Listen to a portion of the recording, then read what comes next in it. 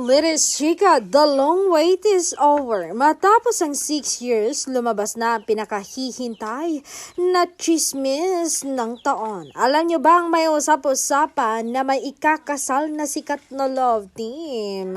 Sino? Ang bulong-bulungan ng Don Bell daw ang love team na ito. Malapit nang ikasal.